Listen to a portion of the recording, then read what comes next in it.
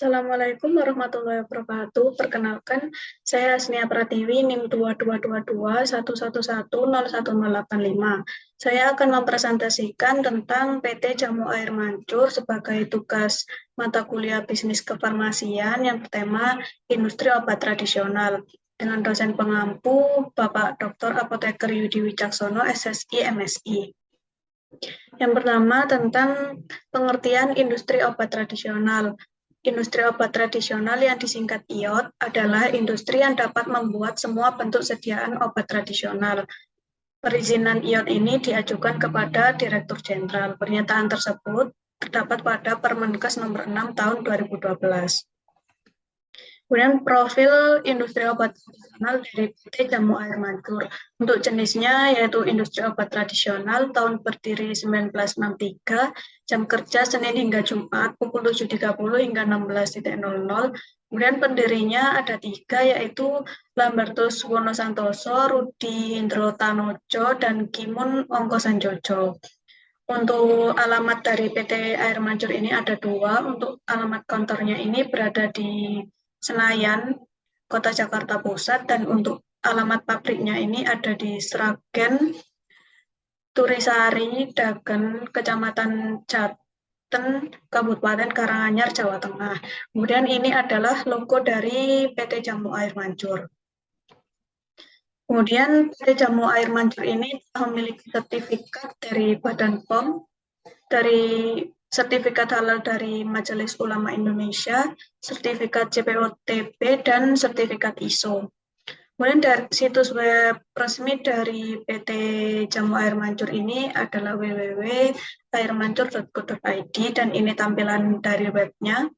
Kemudian untuk kontaknya ada Facebook @airmancurofficial, Twitter @jamu_air_jamu_. Air Mancur, untuk teleponnya sekian, dan untuk Instagramnya ada @airmancur_. Kemudian untuk pemasaran produk ini telah dipasarkan di beberapa e-commerce, yaitu seperti di Tokopedia, Bukalapak, Shopee, JD.id, dan Lazada. Kemudian visi dan misi dari PT Jamu Air Mancur. Yang pertama, untuk visinya ini menjadi pemimpin dalam industri obat-obat herbal. Kemudian misinya ini mengembangkan produk herbal yang superior, membangun kekuatan kompetensi dari hulu ke hilir, mencapai pertumbuhan bisnis di atas rata-rata industri yang berkesinambungan untuk memaksimalkan nilai bagi pemegang saham dan karyawan, kemudian membangun sinergi jangka panjang dengan supplier, rekan bisnis, dan para stakeholder, kemudian menciptakan keuntungan timbal balik untuk lingkungan sosial. Kemudian untuk perjalanan bisnis dari PT Jamu Air Mancur ini, pertama merupakan industri rumah tangga yang didirikan di Surakarta dengan 11 orang tenaga kerja. Awalnya didirikan ini, proses produksi dikerjakan secara tradisional menggunakan tenaga manusia, dan produk ini dipasarkan di Jakarta. Karena pendiri ini terinspirasi dengan sebuah air mancur yang ada di Jakarta, maka perusahaan ini dinamai Air Mancur. Kemudian pada 23 Desember 1963, industri rumah tangga ini telah resmi berubah menjadi perseroan terbatas dengan nama PT Jamu Air Mancur. Kedudukannya ada di Wonogiri. Pada tahun 1964 ini tenaga kerja sudah berjumlah 50 orang. Kemudian perusahaan mendirikan gedung baru di Wonogiri pada tanggal 5 Oktober 1969, dan secara resmi pabrik di Wonogiri ini digunakan sebagai usaha yang meliputi kegiatan produksi, administrasi, laboratorium sementara. Kemudian untuk gedung di Pucang Sawit digunakan sebagai gudang bahan baku. Di tahun 1970, PT Jamu Air Mancur ini telah memiliki karyawan sebanyak 250 orang dan telah melakukan ekspor pertama ke negara-negara di Asia Tenggara. Kemudian pada tahun 1971, karyawan berjumlah 830 orang. Di tahun 1973, karyawan mencapai 1.000 orang. Di tahun 1974, dibangun dan ditetapkan pabrik di Palur sebagai tempat produksi, laboratorium, dan marketing. Kemudian di tahun 1976, di Klojo, di resmikan pabrik baru untuk kegiatan logistik, laboratorium penelitian, dan pengembangan. Kemudian di tahun 1978 dibangun lagi pabrik baru di Wonogiri, dan di 1979 dibangun lagi unit kerja di Jetis untuk memproduksi kosmetik. Kemudian di tahun 2021, PT Jamu Air Mancur ini terus berkembang dan memiliki 1.549 karyawan dan telah mendapatkan sertifikat halal dari Majelis Ulama Indonesia. Kemudian di pertengahan tahun 2000, telah mengekspor produknya ke negara Taiwan, Brunei Darussalam, Malaysia, Hong Kong, Singapura, Vietnam, Filipina, Arab Saudi, Uni Emirat Arab, dan Suriname. Kemudian di tahun 2014 ini memisahkan lini bisnisnya, diantaranya yaitu PT Madurasa Unggulan Nusantara, PT Harum Sari Nusantara, serta memulai distribusi dengan perusahaan tersendiri. Ini logo dari sister company-nya, ini logo untuk PT Madurasa Unggulan Nusantara, dan ini logo untuk Harum Sari Nusantara. Di tahun 2016, telah mendapatkan sertifikat CPOTB untuk 12 jenis produk yang berbeda. Kemudian di tahun 2018, PT Jamu Air Mancur mendapatkan sertifikat ISO, dan unit kerja ada di 6 lokasi yang berbeda, yaitu unit kerja Palur, Jajar, Jetis, Kelampisan, Palem, dan Celep.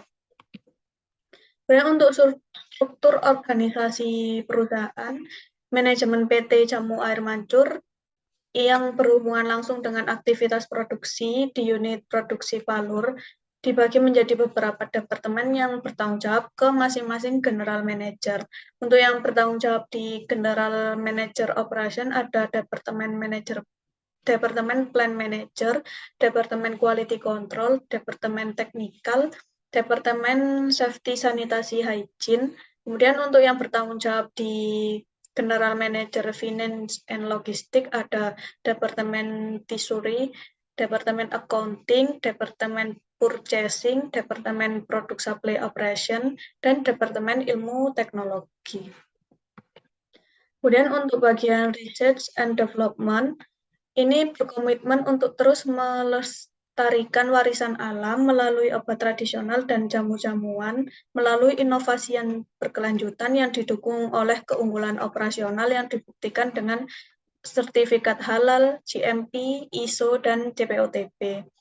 Kemudian komitmen terhadap inovasi mewujudkannya melalui laboratorium tanaman obat dan bahan alam yang dilengkapi dengan peralatan yang modern, di mana pengujian terhadap berbagai bahan alam dan khasiatnya, serta didukung oleh tenaga ahli di bidangnya yang memungkinkan untuk senantiasa mempertahankan mutu produk, melakukan penelitian, dan berinovasi.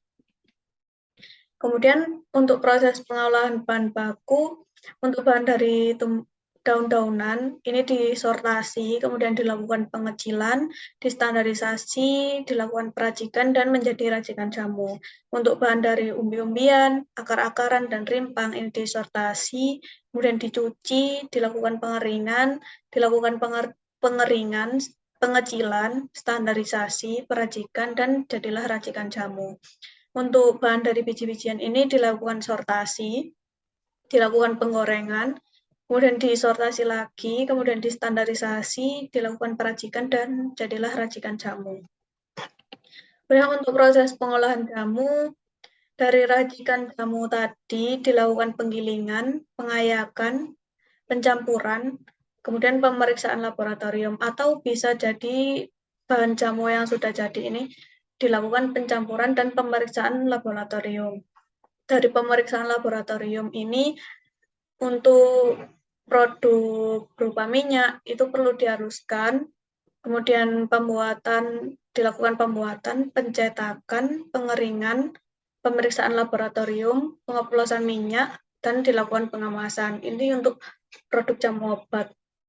Kemudian untuk produk berupa serbuk atau jamu obat dalam, dari pemeriksaan laboratorium ini dilakukan penghalusan, filling, pengemasan, dan jadilah produk jamu serbuk atau jamu obat dalam.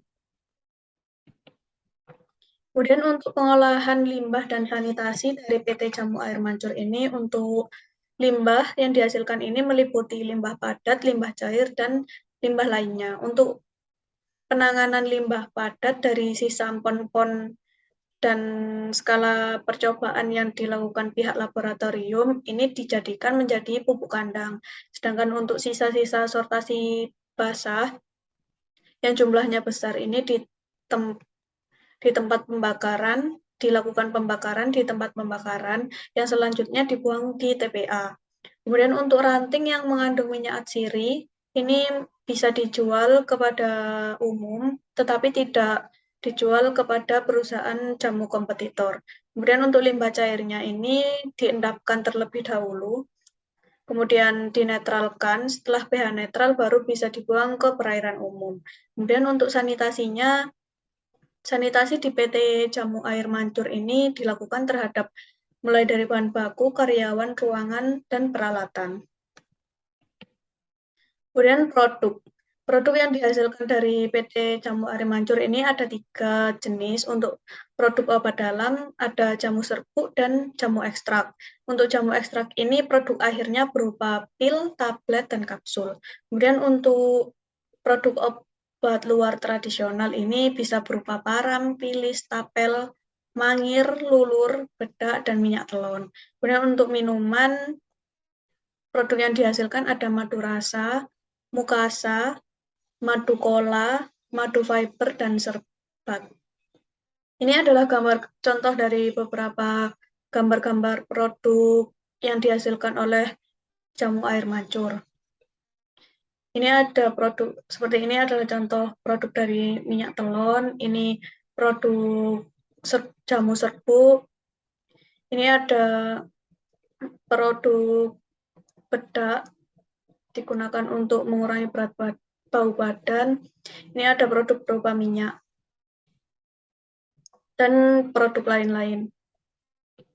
Kemudian untuk kebijakan harga ini ditentukan menggunakan metode cost plus pricing, yaitu penentuan harga jual yang didasarkan atas harga produk ditambah dengan biaya-biaya lain dan ditambah dengan keuntungan yang diharapkan.